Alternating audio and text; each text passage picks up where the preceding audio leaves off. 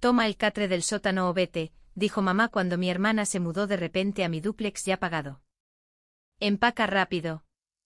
Nadie te quiere aquí de todos modos, añadió mi hermana sonriendo. Me mudé. Una semana después me invadió el pánico. Esa escritura es falsa. ¿Verdad, papá? Dime que esa escritura es falsa. Gritó mi hermana. El catre ya estaba armado cuando llegué a casa. Lona verde armazón de aluminio, del tipo que guardan en el sótano de las iglesias para las noches de refugio cuando hay mucha gente. Mi madre lo había puesto al pie del calentador de agua en la mitad sin terminar del sótano, el lado que aún no había aislado porque estaba esperando un envío de paneles de aislamiento R30. El sofá de mi hermana estaba en la sala de estar, pegado a la pared que yo había revestido con paneles de yeso hace 3 años. Sus zapatos estaban alineados sobre el suelo de madera que yo mismo había lijado y sellado. Dejé caer mi bolsa de herramientas en el suelo de la cocina y me quedé allí de pie. Había estado fuera 12 días. Una adaptación comercial de Back, a 2 estados de distancia, un ala de hospital que necesitaba 14 unidades de techo reemplazadas y todo el circuito del enfriador reinstalado, antes de que el inspector de edificios diera su aprobación. 12 turnos, 11 noches de motel y un viaje de 6 horas de regreso. Cuando llegué a la entrada de la casa a las 7:40 de una tarde de viernes a mediados de agosto, había un coche en mi lugar. Un Nissan plateado con una luz trasera agrietada y un pase de estacionamiento de los apartamentos Riewood colgando del espejo. No lo reconocí. Estacioné en la calle y me senté un momento con el motor en marcha, mirando el dúplex que había poseído durante 6 años. La luz del porche estaba encendida. Yo no había dejado la luz del porche encendida. La puerta principal estaba sin llave. Esa fue la segunda cosa que estaba mal. Siempre cerraba la cerradura de seguridad cuando salía para trabajos de varios días. Siempre. Era un hábito de los años de renovación, cuando guardaba herramientas y accesorios de cobre en la sala de estar y no podía permitirme perderlos. Dentro, la sala de estar había sido reordenada. Un sofá seccional gris que nunca había visto estaba pegado a la pared donde solía estar mi estantería. La estantería estaba en el porche trasero, boca abajo con el lomo agrietado, los libros esparcidos por el concreto. Un televisor de pantalla plana que no me pertenecía estaba montado en la pared, sobre la repisa de la chimenea que yo había construido con roble recuperado. En el dormitorio de invitados, un colchón queen estaba en el suelo con sábanas que no me pertenecían. El armario estaba lleno de vestidos, blusas y 3 pares de botas alineadas contra el rodapié. Contenedores de maquillaje cubrían el mostrador del baño. Un secador de pelo estaba enchufado en el tomacorriente que yo había cableado cuando actualicé el baño. La cortina de la ducha era nueva. Las toallas eran nuevas. La jabonera era nueva. Todo en el baño pertenecía a alguien que no era yo. En el sótano, junto al calentador de agua y la caldera que yo mismo había instalado, estaba el catre. Una almohada plana y una manta de lana dobladas a los pies. El techo tenía las vigas expuestas. El suelo era de concreto desnudo. Aún no le había puesto una capa final. La única ventana estaba a la altura del tobillo, mirando hacia la pared de la cimentación. Alguien había montado el catre con cuidado, con pulcritud. La forma en que se prepara un espacio para una persona que ya has decidido que no merece una habitación arriba. Mi madre estaba de pie junto al mostrador de la cocina con un vaso de agua. Mi padre, León, estaba sentado a la mesa, ambas manos alrededor de una taza de café que no bebía. Miraba sus manos. Tu hermana fue desalojada de Riewood, dijo mi madre. Dejó el vaso y se cruzó de brazos, de la forma en que lo hacía cuando una conversación ya había terminado antes de empezar. Necesitaba un lugar. Tu padre y yo la mudamos ayer. A mi casa. A la casa de la familia. Lo dijo como una corrección, como si yo hubiera pronunciado mal una palabra que le avergonzaba. León le había estado diciendo durante años que él me dio el dinero para la subasta, que el dúplex fue comprado con fondos familiares, que mi nombre en la escritura era una formalidad. Nada de eso era cierto, pero ella nunca lo cuestionó porque cuestionarlo habría significado admitir que no conocía a su propio marido. Christy está en la habitación de invitados. Moví tus cosas al sótano. Hay un catre allí abajo y el baño de abajo funciona bien. Esta es mi casa, mamá.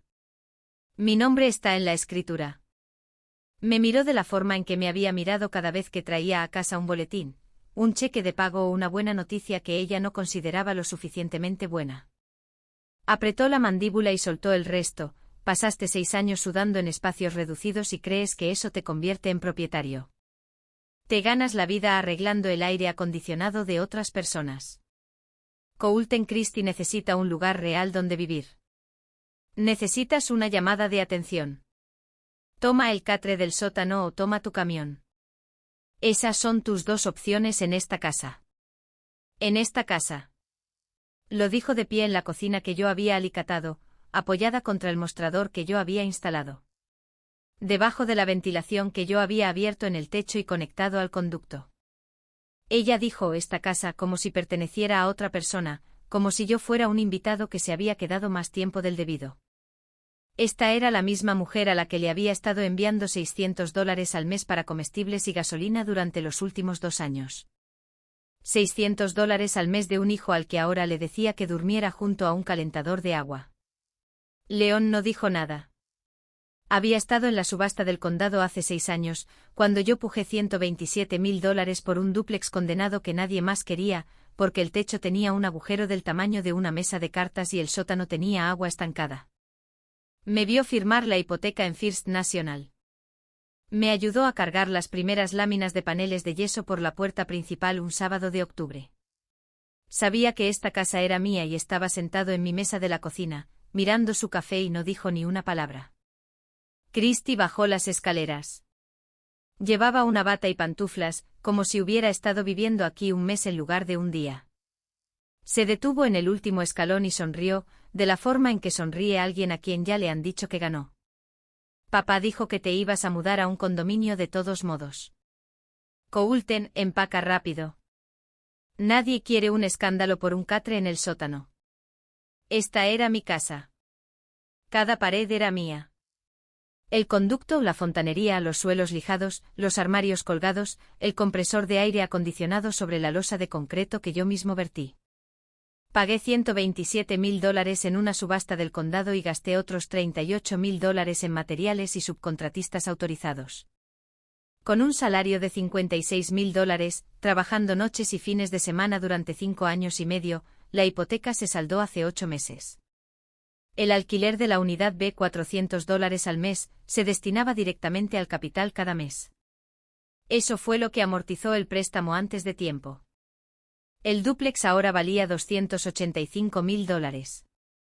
La unidad B generaba $400 al mes de alquiler. Debería haber puesto la escritura en el refrigerador el día que el banco envió la carta de satisfacción. Lo sé ahora. No hubo discusión. Mis pies me llevaron al cajón de la cocina, junto a la estufa, el que guardaba pilas, cinta adhesiva y algunas herramientas manuales. El cajón estaba medio vacío.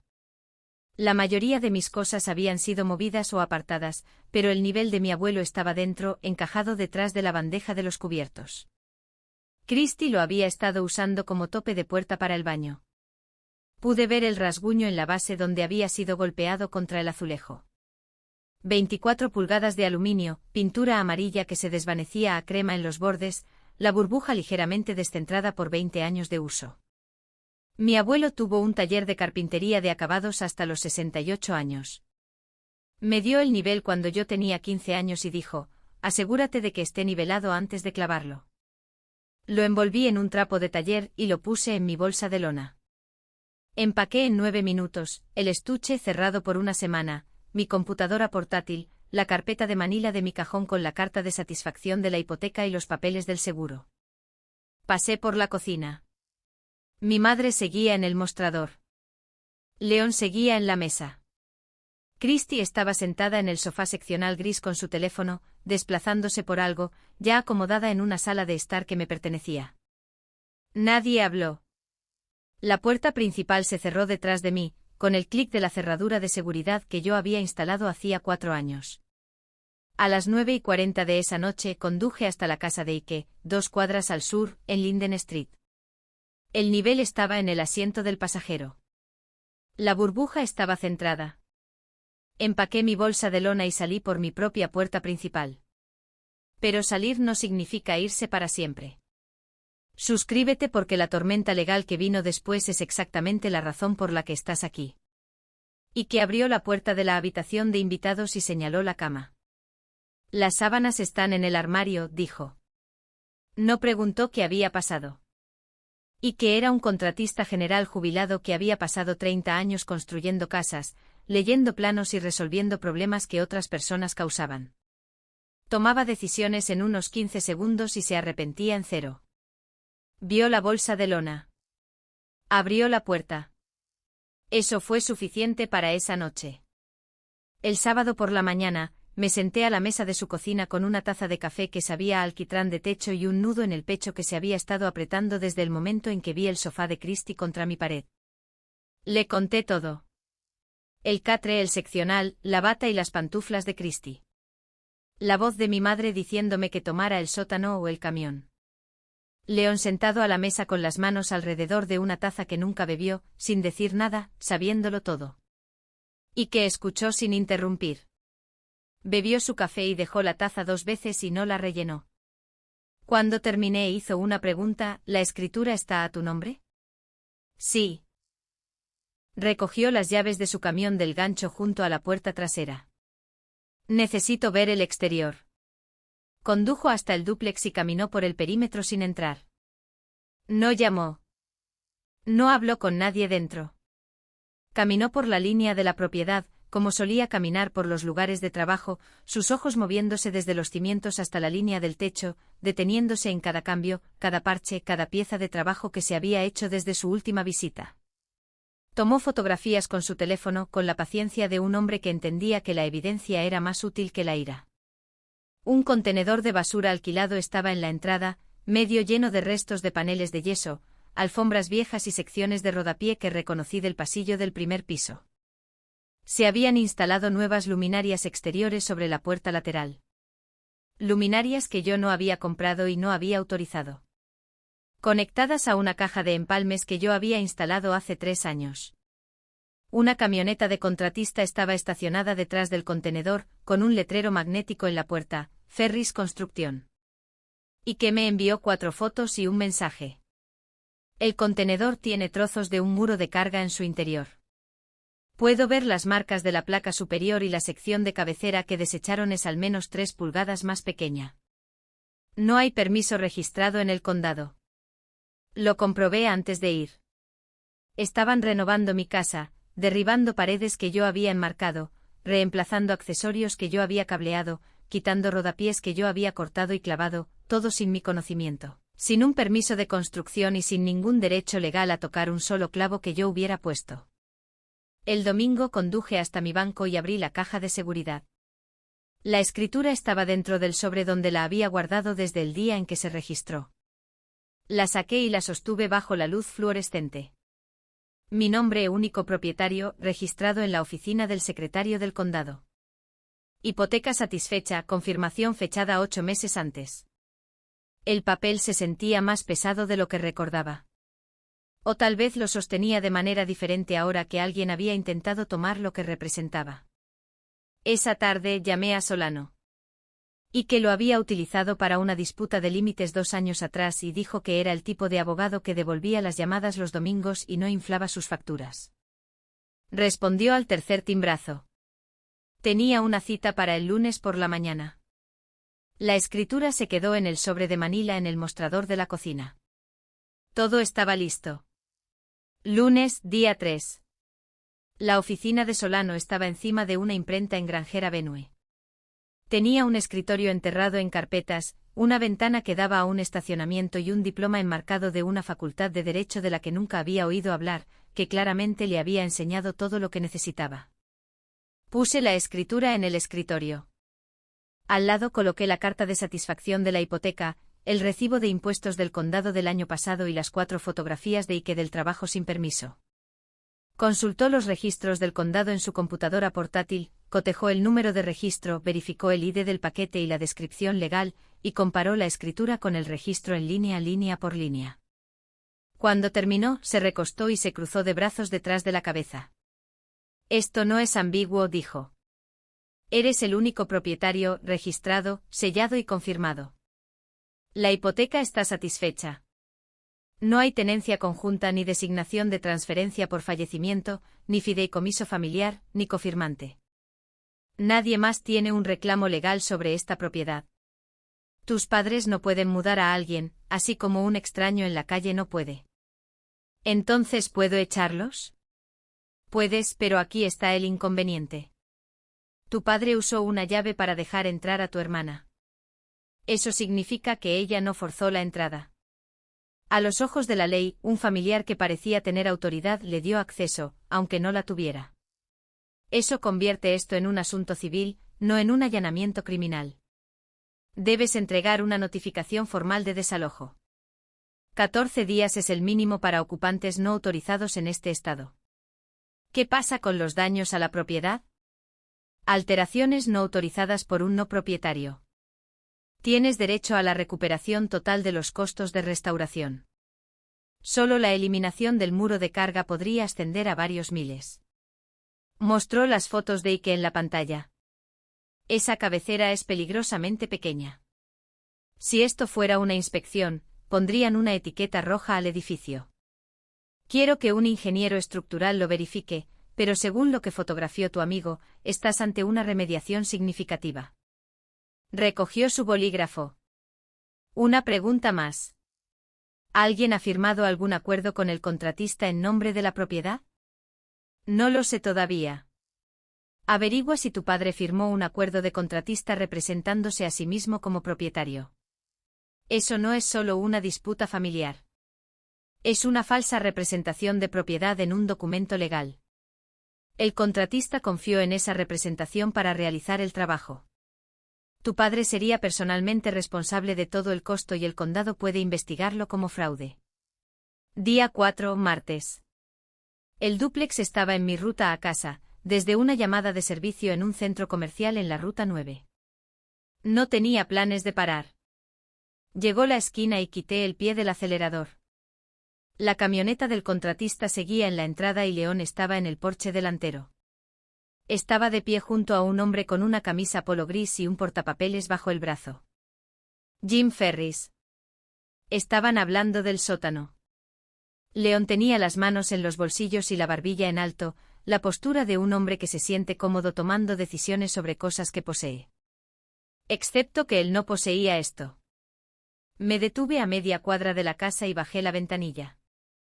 La voz de León se extendió por los setos. No estaba susurrando. No era cuidadoso.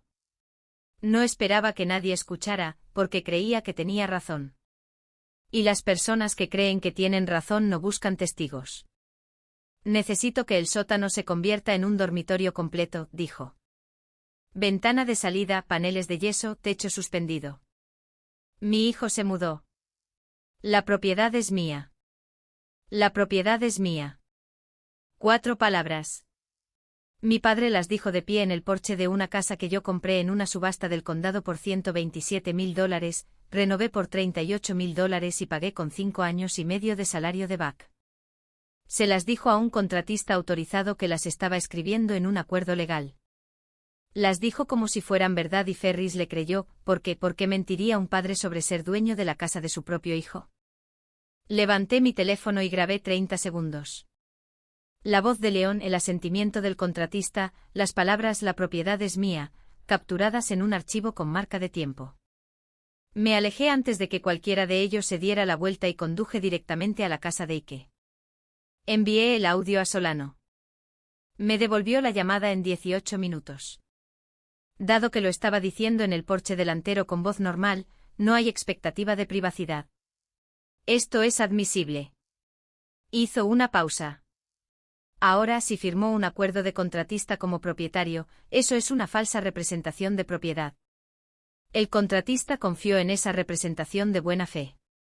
Tu padre es personalmente responsable del costo total del trabajo y puedo presentar una denuncia de fraude de contratista ante el condado. La factura del contratista era de $8,200. Solano lo confirmó al día siguiente. León había contratado a Ferris específicamente porque hacía trabajos en efectivo sin solicitar permisos. Sin permiso significaba que el condado no comprobaba el nombre del propietario. Ese era el objetivo. Leon eligió a un contratista que no haría preguntas y Ferris no las hizo hasta que la notificación legal llegó a su escritorio. Leon había firmado el acuerdo en la línea 17, nombre del propietario Leon Ubrook. Dirección de la propiedad, mi dúplex, su firma, su letra, su mentira con tinta en un contrato vinculante. Autoricé a Solano a añadir el fraude del contratista a la carta de demanda y a finalizar la notificación de desalojo. Demanda total, $22.800. Daños a la propiedad por renovaciones no autorizadas, $14.600 por la eliminación del muro, la cabecera subdimensionada, el reemplazo de accesorios y los daños al suelo. Fraude del contratista, $8.200 por el trabajo que Leon autorizó bajo una falsa pretensión de propiedad. Ambos números vinculados a su nombre. Mi padre pensó que mudar a Christie era lo peor que podía hacer. No tenía idea de lo que venía por correo certificado. Suscríbete porque el inquilino acaba de llamar y todo está a punto de acelerarse. Miércoles, día 5. Mi teléfono sonó a las 2:15 de la tarde, mientras terminaba una instalación de condensador en una consulta dental en la Ruta 9. El identificador de llamadas decía Martínez G. Greg Martínez, mi inquilino de la unidad B. Había estado alquilando la otra mitad del dúplex durante 11 meses. $1.400 al mes. Nunca tarde, nunca una queja. Buen inquilino. Silencioso. Era el tipo de inquilino que arreglaba su propio grifo que goteaba y solo me llamaba cuando algo estaba realmente roto. Coulten, necesito hablar contigo. Su voz era tensa. Cómo se pone la voz de alguien cuando intenta mantener la calma sobre algo que no está nada tranquilo. Tu hermana cambió la cerradura de la lavandería compartida. No puedo acceder a mi lavadora y secadora. Le puso un candado a la puerta y no me dio una llave. ¿Cuándo hizo esto? Ayer. Y eso no es todo. Esta mañana me deslizó una nota debajo de la puerta, escrita a mano en papel de cuaderno. Dice, mi alquiler subirá de 1.400 a 1.800 a partir del próximo mes. Sin firma, sin membrete, solo un número y una fecha y bolígrafo azul. Había encontrado la cantidad husmeando en mi archivador. El mismo archivador donde guardaba el contrato de arrendamiento con el nombre de Greg, mi nombre y la cifra de $1.400 en la página 1. El mismo archivador que Leon le dijo que vaciara. Un aumento de $400 sin periodo de notificación legal, sin notificación escrita de 30 días, sin firma y sin autoridad. Christie actuaba como propietaria de una propiedad que no le pertenecía. Había impedido a un inquilino que pagaba el acceso a un espacio de servicios públicos compartido, cubierto en su contrato de arrendamiento, y emitió un aumento de alquiler fraudulento en papel de cuaderno. Estaba suplantando al propietario de la propiedad. Un segundo fraude separado del de Leon, y uno que afectaba directamente a un tercero que no había hecho nada malo. Greg, escúchame con atención. No le pagues nada. No le des ni $1. Tu contrato de arrendamiento es conmigo. Mi nombre está en él. El alquiler es de $1.400. Lo mismo que ha sido durante 11 meses. Nada ha cambiado. Ella me dijo que te mudaste. Dijo que el alquiler ahora va para ella. Dijo que ella es la nueva propietaria. Ella no es la propietaria. Yo soy el propietario. Mi nombre está en tu contrato de arrendamiento y mi nombre está en la escritura. El alquiler es mío. La lavandería es tuya. Yo me encargaré de todo esto. Pude oírlo exhalar al otro lado. Había estado conteniendo ese aliento desde que la nota se deslizó bajo su puerta a las 7 de la mañana. Greg era un buen inquilino que pagaba a tiempo y mantenía limpia su mitad del dúplex. Y no merecía quedar atrapado en medio de la mentira de mi familia. Llamé a Solano. Añadió el acoso al inquilino y la interferencia con el contrato de arrendamiento a la solicitud de desalojo y redactó una solicitud de orden de restricción temporal contra Christie. El plazo se aceleró. Teníamos que movernos más rápido ahora. Un inquilino estaba siendo afectado. Se estaba violando un contrato de arrendamiento. Y cada día que Christie actuaba como propietaria era otro día de fraude demostrable. Jueves, día 6. Solano entregó personalmente la notificación de desalojo en el dúplex. 14 días. Mi nombre figuraba como único propietario de la propiedad, una copia certificada de la escritura adjunta como anexo a Christie estaba en casa.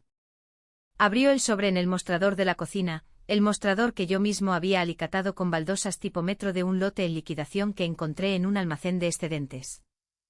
Yo no estaba allí. Pero Solano me contó lo que pasó en su oficina 2 horas después, sentado frente a mí, con su bloc legal y una expresión que decía que había visto muchos desalojos, pero no muchos en los que el ocupante se enteraba de la verdad de esta manera. Christie leyó la notificación. Vio mi nombre como único propietario. Vio la copia de la escritura anexo A con el sello del condado y el número de registro. Dejó los papeles en el mostrador y se quedó allí de pie durante 1 minuto completo. Luego caminó hacia el archivador del pasillo. León le había dicho que lo vaciara para sus propios archivos cuando se mudó. Había puesto sus papeles de la peluquería en el cajón superior y sus registros fiscales en el medio. Al cajón inferior aún no había llegado. Lo abrió. Dentro 4 años de facturas de impuestos sobre la propiedad, sobres del condado, cada uno dirigido al mismo nombre, Coulten Ulbrook. No León Ulbrook. No la familia Ulbrook.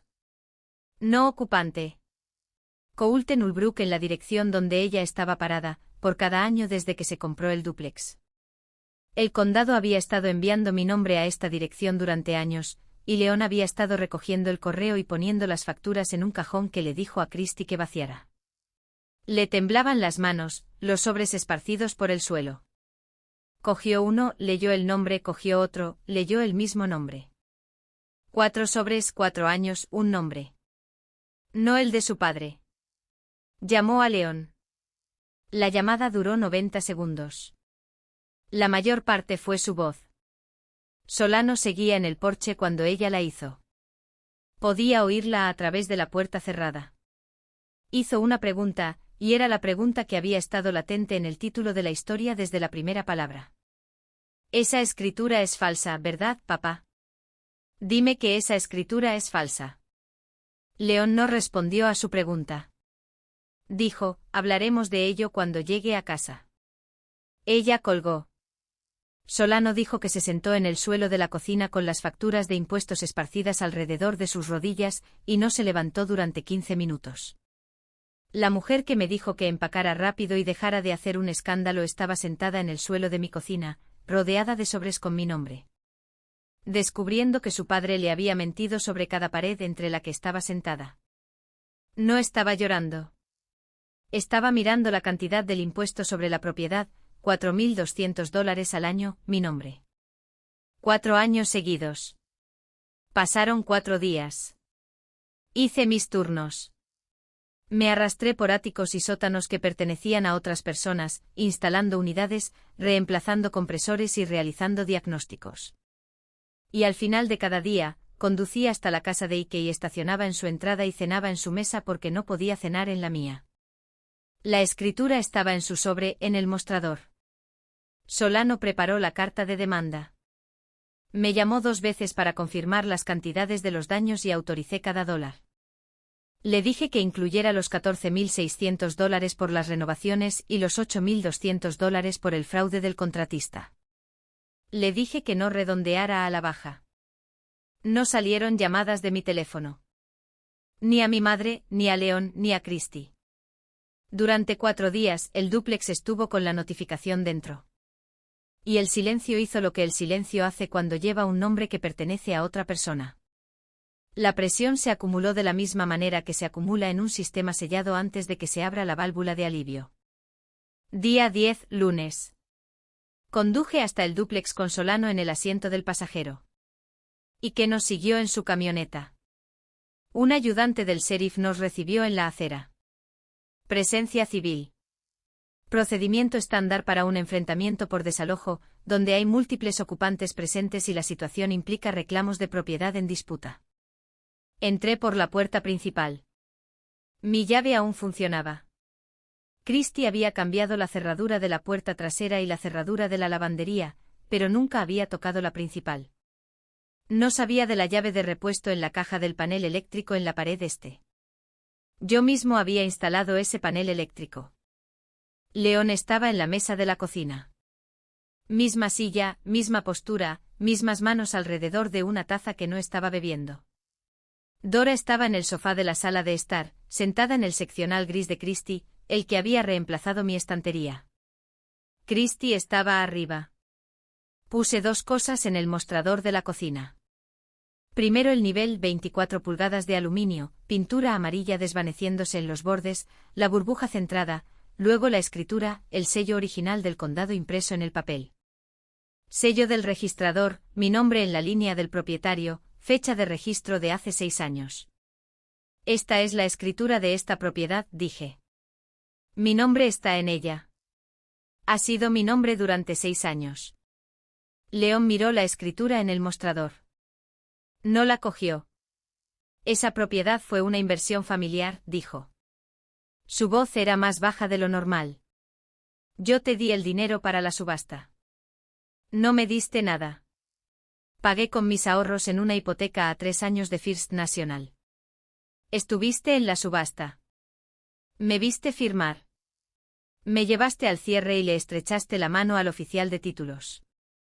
Y luego le dijiste a tu hija que esta era propiedad familiar, la mudaste mientras yo estaba en un trabajo y le dijiste a mi madre que pusiera un catre en el sótano. Christie bajó las escaleras. Había estado escuchando desde el pasillo. Caminó hasta el mostrador y cogió la escritura. Leyó mi nombre. Leyó el número de registro. Pasó el pulgar por el sello del condado, la impresión en relieve en el papel que demostraba que no era una copia, ni una impresión, ni algo que pudiera negarse. Miró a León. Me dijiste que esto era tuyo. Su voz era tensa y sus ojos estaban húmedos, pero no estaba llorando. Estaba furiosa. Mi apartamento ya no existe. El depósito el primer y el último mes. $3,200 perdidos. Me dijiste que esta era propiedad familiar y que debía venir aquí. Me dijiste que Coulton solo vivía aquí temporalmente. Dijiste que ni siquiera se daría cuenta. León miró la mesa. Miró sus manos. No miró a Christie. Él lo sabía. Dije que estuvo en el cierre. Me vio firmar la hipoteca. Me llevó allí en su camioneta y le estrechó la mano al oficial de títulos cuando terminó. Y luego 6 años después, le dijo a su hija que la casa era propiedad familiar, la mudó mientras yo trabajaba a 40 millas de distancia. Le dijo a mi madre que pusiera un catre en el sótano y firmó un acuerdo de contratista como propietario de una casa que nunca ha tenido su nombre en un solo papel. Christie ahora miraba a León, no a mí. La ira se había desplazado. Estaba viendo a su padre de la forma en que ves a alguien cuando la historia que te contó se derrumba y la historia real sale a la luz debajo de ella, y la historia real es peor. Eso no es, León se detuvo. No terminó la frase. Línea 17 del acuerdo de construcción de Ferris. Tu nombre, tu firma, propietario y tengo la grabación de audio del porche donde le dijiste a Jim Ferris, y cito, la propiedad es mía. Solano ha presentado una denuncia de fraude ante el condado. León cerró la boca. Presionó las palmas de las manos sobre la mesa, de la manera en que lo hace un hombre cuando la silla es lo único que lo mantiene erguido. Solano dio un paso adelante y le entregó a Dora la carta de demanda formal. Ella la tomó con ambas manos y no la abrió. Tomé una copia de la carpeta de Solano y la leí en voz alta para que todos en la habitación, incluido el ayudante, incluido Ike, incluida Christie al otro lado del mostrador, pudieran escuchar cada número. Daños a la propiedad por renovaciones no autorizadas en la unidad A, eliminación de un muro de carga sin permiso. Instalación de una cabecera subdimensionada, creando un peligro estructural. Reemplazo de accesorios originales sin autorización del propietario. Daños en el suelo de madera de la sala de estar y el pasillo. Total, $14,600. La mandíbula de León se apretó. Fraude de contratista. Leon Ulbrook firmó un acuerdo de construcción de Ferris como propietario para trabajos de conversión de sótano por un total de $8,200. El señor Ulbrook no es, y nunca ha sido, el propietario de la propiedad. Esta firma constituye una falsa representación de propiedad en un contrato vinculante. Nadie habló. Demanda total, $22.800. Pagaderos dentro de los 60 días. El impago resultará en una acción civil. El ayudante estaba de pie cerca de la puerta principal, con las manos en el cinturón. Cambió su peso y miró el rodapié. La forma en que alguien aparta la vista de una conversación que no es de su incumbencia, pero que no puede dejar de escuchar. Y que estaba detrás de mí con los brazos cruzados, un hombro apoyado en el marco de la puerta. No los había descruzado desde que entramos. Miraba la fina grieta que se formaba en el panel de yeso encima de la cabecera que habían instalado. No necesitaba hablar. La grieta era una opinión profesional plasmada en yeso. Mamá me dijo que tomara el catre. Christy me dijo que empacara rápido. La escritura tiene un solo nombre. Yo soy el que se queda. Las manos de León se apoyaron planas sobre la mesa, más extendidas que antes. Su cabeza se inclinó hasta que su barbilla presionó contra su pecho. Respiraba por la boca y el sonido era el único ruido en la cocina. Manos, cabeza, aliento. 3 cuentos en el silencio. Dora estaba sentada en el sofá de Christy. Miraba alrededor de la sala de estar. Mi panel de yeso, mi suelo de madera, mi ventilación en el techo. Miraba la habitación como alguien mira una habitación de hotel cuando se da cuenta de que la salida es en 15 minutos y sus maletas no están hechas. Hace 10 días ya estaba de pie en esta cocina y me dijo que tomara el catre o que tomara el camión. Me dio 2 opciones, ambas diseñadas para hacerme más pequeño. Ahora estaba sentada en muebles que no eran suyos en una casa que no era suya, y la persona que construyó cada pared a su alrededor le decía que tenía 14 días para irse. El espejo se agrietó y pudo verse en él, y se veía exactamente como lo que me había hecho a mí. La notificación de desalojo te da 14 días, dije. Después de eso, el sheriff se encarga. El número de Solano está en la segunda página. No me llames. Llámalo a él. León levantó la cabeza de su pecho. Sus ojos estaban rojos pero secos. Reunió algo que parecía dignidad, pero que estaba más cerca de la desesperación, y lo intentó una última vez. Las tuberías de esta casa se cambiaron antes de que nacieras. Por mí. Cada habilidad con la llave inglesa que tienes, cada unión que sabes soldar, salió de mis manos. Esta fue mi casa primero. La habitación quedó en silencio. Christy estaba apoyada en el mostrador con los brazos cruzados, observando a León como se observa a alguien cavar un agujero que se hace más profundo con cada palabra. El ayudante miró sus zapatos. Y que no se movió. Esta casa estaba condenada cuando la compré, dije. El condado había tapiado las ventanas. El techo tenía un agujero por el que podía ver el cielo. El sótano tenía 6 pulgadas de agua estancada. Nunca viviste aquí. Nunca pagaste $1 por la compra, la renovación o la hipoteca. Me ayudaste a cargar paneles de yeso un sábado, y te lo agradecí. Y ahí terminó tu contribución. Firmaste un acuerdo de contratista como propietario de una casa que no posees. Eso no es historia familiar, papá. Eso es fraude.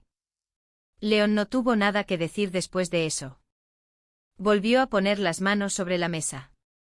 Su cabeza no se cayó esta vez. Miró la escritura en el mostrador y no parpadeó, no habló y no se movió. Salí por la puerta principal. Solano me siguió. El ayudante me siguió.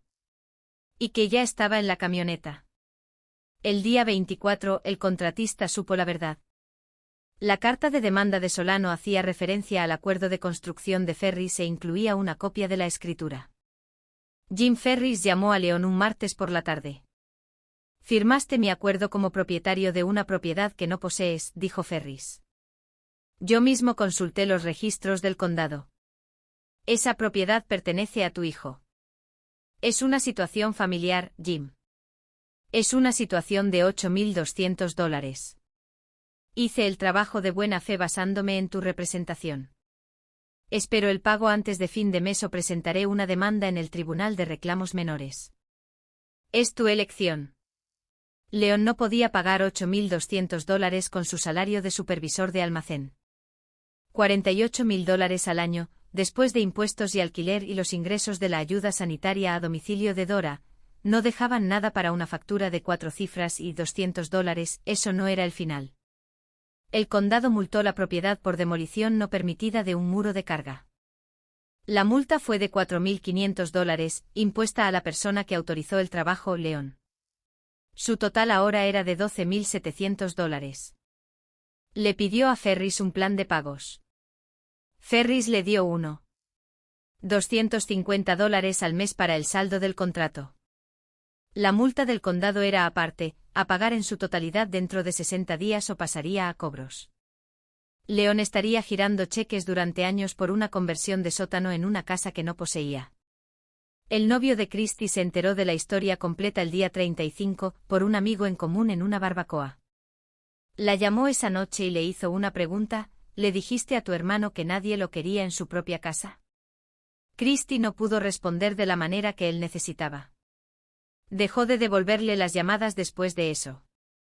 El día 28 el investigador del condado contactó a León, una notificación formal de investigación sobre la falsa representación de propiedad en el acuerdo de construcción de Ferris.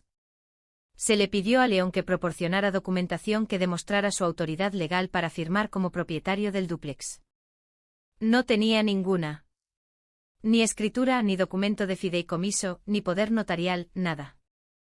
La investigación permaneció abierta durante 90 días. No hubo arresto, pero el nombre de León ahora estaba en un archivo del condado con la palabra fraude al lado, y ese archivo seguiría cualquier transacción de propiedad que intentara durante el resto de su vida laboral. Christy se mudó del dúplex el día 19, 5 días antes de la fecha límite. Cargó su coche y llamó a Dora para que la ayudara con el seccional. Lo llevaron de vuelta a la casa de León y Dora en un camión prestado. Christy durmió en su antigua habitación esa noche. No desempacó las cajas. Las apiló contra la pared y las dejó allí. Llamé a Greg Martínez el día después del enfrentamiento. El alquiler es de $1.400, tal como dice tu contrato. La cerradura de la lavandería será reemplazada mañana por la mañana. Lamento la interrupción. Greg dijo, gracias. 2 días después, un paquete de 6 cervezas apareció en mi puerta principal, con una nota pegada al cartón: me alegro de que hayas vuelto. Si alguna vez has construido algo con tus manos y has visto a alguien intentar quitártelo, suscríbete y comparte esta historia con alguien que la haya vivido. León no me llamó. Pasó 2 veces por el dúplex en la primera semana después de que se mudaron. Ambas veces las luces de la unidad estaban encendidas. Ambas veces redujo la velocidad en la esquina y no se detuvo. La mesa de su cocina tenía 2 papeles. El acuerdo del plan de pagos del contratista, $250 al mes, 33 pagos restantes, y la notificación formal del investigador del condado. Número de caso impreso en la parte superior, ventana de 90 días sellada en rojo. En el refrigerador, pegada con una tira de cinta adhesiva, había una fotografía del dúplex del día de la subasta. Condenado, ventanas tapiadas, porche hundido. León la había pegado allí hace 6 años y nunca la había quitado. Le dijo a Dora una vez que la guardaba como recordatorio de lo que el trabajo duro podía lograr. No dijo de quién era el trabajo duro que quería decir.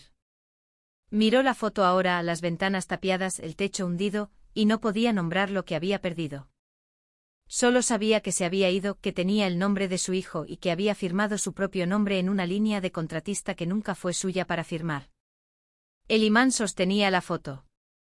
La foto sostenía el recuerdo. El recuerdo no contenía nada que pudiera recuperar. Dora me llamó 2 semanas después del desalojo. Contesté al cuarto timbrazo. Una parte de mí no quería responder. Una parte de mí necesitaba escuchar lo que diría, porque lo que dijera me diría si algo en nuestra familia podía repararse o si el daño llegaba hasta los cimientos. No sabía que la escritura estaba a tu nombre, dijo. No preguntaste. Hice una pausa. Estuviste en mi cocina y me dijiste que tomara un catre en mi propio sótano. Y no hiciste ni una sola pregunta sobre el nombre que figuraba en la escritura. No preguntaste porque no quería saberlo, porque saberlo habría hecho más difícil hacer lo que papá quería. 6 segundos de silencio. Ella colgó. No volvió a llamar. La factura de la compra en casa de Dora subió ese mes. Los $600 que le había estado enviando cada mes para comida y gasolina se detuvieron el día en que se entregó la notificación de desalojo. Se sirvió su café por la mañana y se sentó a la mesa de la cocina que había puesto para 4 personas durante 30 años. No había una silla para mí, añadió. Nunca la había habido, no porque la mesa fuera pequeña, sino porque nadie había pensado en añadir una. Ese era el problema que ella apenas ahora empezaba a ver. Y era el tipo de problema que no se puede arreglar con una llamada telefónica o una excusa laminada. 5 semanas después, un mensaje de texto de Christy. No debería haber dicho que nadie te quería aquí. No sabía que era tu casa. Eso no lo justifica. Pero necesito que sepas que yo no lo sabía. Lo leí 3 veces, dejé el teléfono, lo cogí 3 días después y escribí 4 palabras, yo sé. Papá lo sabía. La puerta no estaba abierta, pero no estaba cerrada con llave. Christy firmó un contrato de arrendamiento para un estudio 6 semanas después del desalojo. $1,500 al mes. Su nombre en el contrato. Una caja de ropa que no había desempacado estaba apoyada contra la pared junto a la puerta del baño. El salón estaba a 12 minutos de distancia. Hizo el viaje en silencio y regresó a un lugar que no tenía sofá seccional gris, ni dormitorio de invitados, ni hermano en el sótano. Estaba empezando de nuevo desde un lugar que nunca debería haber dejado. Y la distancia entre Riewood y este estudio se medía en confianza, no en millas. El sábado por la mañana, 7 semanas después del desalojo, estaba en la sala de estar de la unidad con una espátula y un bote de masilla. La pared donde los mudanceros de Christy habían raspado el panel de yeso al sacar el seccional tenía 3 hendiduras, cada una de 1/4 de pulgada de profundidad. Las rellené una por una alisando el compuesto, y esperé a que se secara. El armario encima de la estufa que habían soltado me llevó otros 20 minutos. Lo volví a colgar con los mismos tornillos y los mismos anclajes de palanca que había usado hace 4 años. Los agujeros todavía encajaban. Los anclajes todavía aguantaban. Eso es lo bueno de hacer el trabajo bien la primera vez. La estructura recuerda. Y que vino al mediodía con una sierra circular, un taladro y una viga de acero que había conseguido en un desguace de la Ruta 7. Puso su caja de herramientas en el suelo del sótano y miró las viguetas del techo, como un médico mira una radiografía. 3 pulgadas más cortas, dijo, y usaron tornillos de construcción en lugar de pernos pasantes. Esto se habría curvado en 6 meses. Reemplazamos la cabecera subdimensionada que Ferris había instalado. La viga que pusieron era 3 pulgadas más corta y ya se estaba curvando bajo la carga. Unimos un LVL adecuado junto a ella y lo atornillamos con pernos de carro cada 16 pulgadas. Cuando el último perno estuvo apretado, tomé el nivel de mi camión y lo coloqué sobre la parte superior de la nueva viga. La burbuja se asentó justo en el centro entre las líneas. Burbuja centrada. La estructura recuerda lo que construyes en ella. 3 horas de trabajo. Y que retrocedió y miró el techo y asintió una vez. La forma en que un contratista asiente cuando una reparación es correcta y no tiene nada que añadir. Colgaste mi pérgola gratis el pasado junio, dijo. Estamos a mano. Cuando el polvo fue barrido y las herramientas limpiadas, lo llevé desde el sótano, a través de la cocina, pasando el mostrador donde había dejado la escritura, por el pasillo hasta el armario de servicios públicos en la parte trasera de la casa. El gancho estaba en la pared donde lo había atornillado hacía 4 años con un solo anclaje para paneles de yeso. Lo colgué donde debía estar, con la burbuja centrada. El aluminio atrapó una franja de luz de la tarde desde la ventana del armario y la retuvo. Mi abuelo me dijo que me asegurara de que estuviera bien antes de clavarlo. Lo hice. Cada estante, cada armario, cada termostato de este edificio. Algunas cosas las haces bien la primera vez y aguantan. Caminé a la cocina y llené la cafetera. A través de la pared pude oír la televisión de Greg en la unidad B, un partido de béisbol, el murmullo bajo de una multitud. El aire acondicionado zumbaba a través de las rejillas que había instalado hacía 4 años. El compresor en la losa de concreto exterior seguía funcionando de la misma manera que funcionaba el día que lo probé. Yo mismo monté esa unidad. Todavía funciona. El café goteó. El dúplex finalmente estaba en silencio. Mi nombre estaba en la escritura, en el buzón y en el contrato de arrendamiento del archivador. La casa era mía. Siempre lo había sido. Y las paredes lo sabían.